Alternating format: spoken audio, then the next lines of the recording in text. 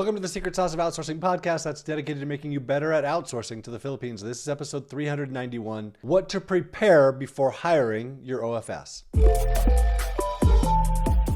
So I don't get asked this question a ton, but I do see people's minds turning towards this. Like, oh, I'm not organized, so therefore I'm not hiring someone yet. Or what do I need to prepare before I hire someone? Or I'm about to hire someone. What do I need to get ready for them? And so the answer to that question is, this is the wrong question. What should you prepare? Nothing. There's, and I know this sounds backward, and I know it's not what you want to hear, but what should I prepare before hiring an OFS? Nothing. You should hire the OFS first. And I know some of you are going to be like, oh my gosh, John, that's such bad advice, because then what if you don't have time? Or what?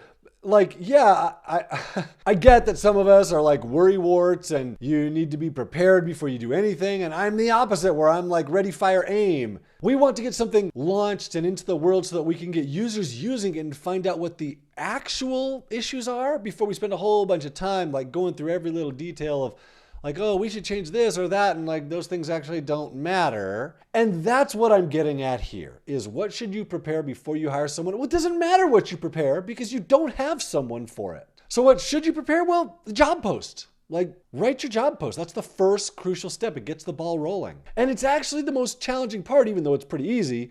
Everything else after that just kind of flows. So if you haven't done it yet, just go post a job right now. Then everyone seems to think you have to have like all this training done before you hire the person, and you don't. And I talked about this in the last episode, but it's way better. Not only is it easier, but it's much better and more effective to create training after you've hired someone and train them through feedback on the work that you're getting done. So you create some initial training. It's not like super duper comprehensive because you're going to leave things out. And then once they start doing the work, then you're going to find out what they understand and what you understand and the difference there. And you're going to find out what exactly it is that you need to give people, what training you need to give, what feedback you need to give, how to tweak their thinking to get things the way that you want it done. Training like this is so easy today when you can screen record. So I use Snagit for this. I've talked about this in the past. I use Snagit. I drag it open. It's on my computer. Drag it open. It's going to record that window of my desktop. And now it's going to record my mouse, my screen, my voice. It can record me. So I'm just going to record. I'm going to talk through exactly what it is that I want. Hey, I want you to get into this system right here. Here's how you get in. Here's the login page. I'm going to send you the username and password. You're going to log in. When you log in, you're going to see this screen. You're going to take this piece of data and you're going to take it over here. And here's this spreadsheet. And you're going to put it here, but you're also going to analyze exactly what's going on here. And here's how I think through that, blah, blah, blah. You're just talking through this. And with Snagit, when you're done, you click stop and you click upload, and it uploads it to a server for you, and it gives you the URL. You don't have to deal with FTP or files or servers or any of that. You just stop and upload, and that's it. And then you paste that URL into the email to the person that you're working with.